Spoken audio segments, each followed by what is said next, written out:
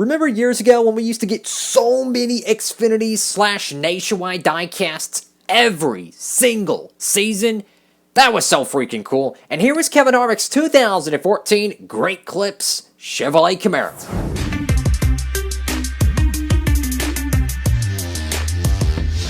Howdy, howdy folks, it is Diecastbuffet here again, and welcome back to another NASCAR Diecast review. And today we got a Kevin Harvick Great Clips Chevrolet Camaro. I think it's a Camaro. Yeah, it is a Camaro. So in 2014, this was the last year of the Nationwide Series, but we got a Kevin Harvick Diecast here. And when's the last time we got an Xfinity Chevrolet Xfinity car or Nationwide car for Kevin Harvick? You know, it's been a while. It's been since the year of the flood, to be honest with you. But this is a really cool, obscure diecast. Usually you'd see like Dale Jr. or whoever, but a Kevin Harvick one, that is pretty cool, I gotta say. So for the newer fan out there, this was from an era when they made so much more Xfinity diecast or Nationwide diecast. I mean, anytime Matt Kenseth really jumped into the Xfinity car, or Kyle Busch or whatever, you know, they wouldn't make it every time. But once in a while, you would get some paint schemes. But nowadays, you just don't get any of them. But, I mean, you would get a Kevin Harvick diecast, a Casey Kane, an Eric Almirola. You would get a couple Kyle Busch diecasts. You get some Kenseth Nationwide diecast, you know. But you would also get your regulars, you know, the Al Geiers, the Chase Elliots, you know, Elliott Sadlers, you know, etc. But it really gave you a huge variety to choose from. And not to mention the different paint schemes, right? You know, you could get the Hellman's 88 car, the Great Clips 88 car, the Tax Slayer 88 car, etc. Anyways, folks, let's go and get this 2014 Nationwide Camaro right out of the box. Alrighty, folks. Right out of the good old box. And I gotta say, you know, these older diecasts, for a number of years, a lot of people didn't want them. But it appears to me that as the years go along, more and more people are starting to actually want to go back and collect these paint schemes. And I tell you what, there's some great gems from 2013, 2014, and 2015 in the Nationwide / Xfinity series. I tell you what, there's some great diecasts that they made so many of them, guys, that you could pick it up for a modest price. And that modest price, guys, get this, it's like $5 for a freaking 164 scale diecast, and there's some great paint schemes. So I'm just saying, you know, if you like collecting the Xfinity diecast, the Nationwide diecast, and maybe you're tired of, oh, we only get like 3 Nationwide diecasts a freaking year, well, guess what? Back in yesteryear, you used to get plenty of them, right? Granted, it wasn't every single driver, you know. You didn't get a Dylan Kwasniewski car every year, but, you know, you got a little bit of everything. But there's some great gems from yesteryear that you could pick up for an extremely affordable diecast price. And I'm talking mint quality, too. So anyways, to the nose of this diecast, this is something really cool. So with the Chevrolet Camaro, in the early years, they really put a lot of focus on the aero detail. And this is something I really like. The whole front kind of a bump in the hood there. I like that. Gives some extra depth to the Camaro nose. Got great clips here. Very unorthodox paint scheme here. Very similar to the Cup car from yesteryear. And you go over to the nose of this car. This is from the Casey Kane connection. Because think about it. In 2013, 12, 14, well, guess what? Casey Kane was an HMS 5-car cat. And HMS is, you know, younger program, so to speak. Their nationwide program, of course, is JRM. Of course, underneath the Junior Motorsports banner, but it's essentially Hendrick Motorsports. And basically, they had a huge connection with Great Clips, and it got all the way down to Kevin Harvick. But check this out. So you got the catfish eye Chevrolet Camaro nose. I've always thought it looked a little bit weird, but then again, I do like that three-dimensional detail. Like from here, it looks great, right? But from here, it just, I don't know, the eyeballs kind of throw me off. So you got Camaro right there. So you got the 88 right there. You got Moog, Mel, Comp, Ederbrock, or no, Comp, Sunoco. The splitter is painted day glow, kind of interesting. You got red on this side, you got yellow in the middle, and then you got green on that side. Like I said, this is an unorthodox paint scheme. Of course, you got Junior Motorsports right there. But like I say, guys, if you are wanting to collect some very, I would say, modest price diecast, you know, very affordable pieces, you don't want to break the bank, but you want to add depth to your collection, look no more than the early 2010s Xfinity / Nationwide cars. I'm just saying, those are great pieces. I'm talking anything from like Ty Dillon Trevor Bayne, Kevin Harvick, Dale Jr. There's so many paint schemes from yesteryear that they overproduced, and you can go back and collect those cars for just, I mean, it's literally the NASCAR Authentics price, but you're getting brand new mint cars you can take out of the box at any moment, and they produce these cars ridiculously.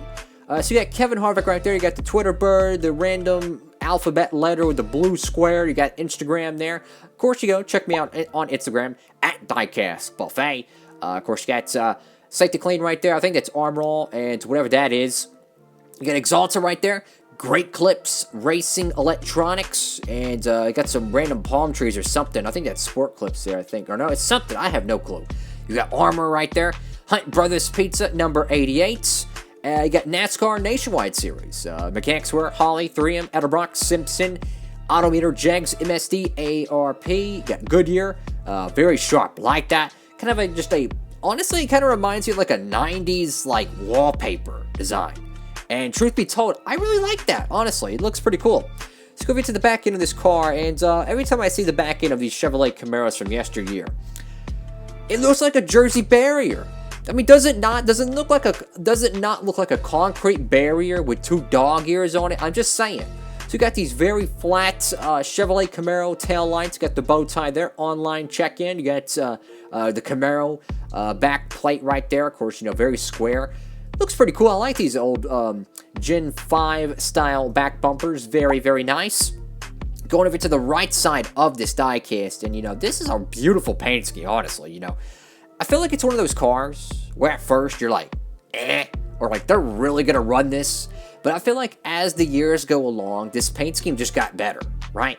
I feel like at first, it just kind of it's kind of all over the place. It's like the Kyle Busch Snickers car, it's kind of all over the place, but truth be told, I actually like this paint scheme, honestly. I actually like it. And a very cool piece, honestly. The Chevrolet Camaros, this was their first, there was the first bout for them, so to speak, back in, 2013, 2014. And it's pretty cool to see some of these cars. And I don't know. There's just something weird about it, but something really cool about it as well. That these cars were produced back in yesteryear and how cheap they are nowadays, guys. I mean, that's why I'm doing this review for y'all. It's like, hey, if you want a good diecast, you could go pick this thing up literally probably on eBay for like $5.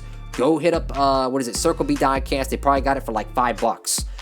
You got NASCAR Nationwide right there above the driver front windshield. Go over here to the roof of this race car. I got the 88 there, and I think there's a very, very thin blue line or something around the white in the 88 here.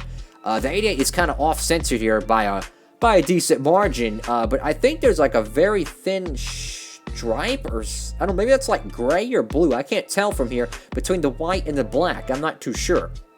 I do like the roof design here, how half of it is kind of like this shark gray, and the other half is kind of a red, triangle or whatnot, or a wedge. Of course, on the back window, this is back when they didn't have anything back there in the deck lid. Well, it's pretty well bare bones. I gotta say, folks, this is an awesome diecast. It doesn't matter really if you are a Kevin Harvick fan or not. Could you imagine getting a Kevin Harvick diecast in 2014, getting his cup car, then getting his, nationwide card, and having all the nationwide regulars, I can imagine this paint scheme being in one of those stop motion series from yesteryear. And, it's just really cool, kind of a little bit of a trip back into the past. But, this is back when they made so many nationwide and Xfinity diecasts. And nowadays, we really don't get much. Truth be told, if it's not a Junior Motorsports diecast, it really doesn't get made. Think about it, the Joe Gibbs Racing one. If they would have had a Harrison Burton back in 2011, you bet your bottom dollar they would have got a diecast produced for it. Think it's Stewart Haas Racing. No, you don't get a Chase Briscoe primary car. That should have been produced. That should have been the first car to be produced, is the Chase Briscoe primary. No, they didn't do it. Austin Cindric. No, they didn't do it. It's stupid. It is absolutely stupid. But luckily, back in the day, we at least got a good amount of Xfinity cars. But anyways, folks, thank y'all so much for watching the video. Make sure to give it a big thumbs up. Tell me what y'all think about this car down below in the comment section. I think this is awesome, guys. I highly recommend it. If you see it for a modest price, absolutely pick yourself up one. It is really cool, guys. Wow. Hope you're having a great one. Stay humble, like, comment, and subscribe. And I hope to see you on the next NASCAR Diecast review, or gameplay, or, I don't know, rant review, whatever we got planned over here on the channel. Diecastbuffet. I need some freaking coffee. Signing off.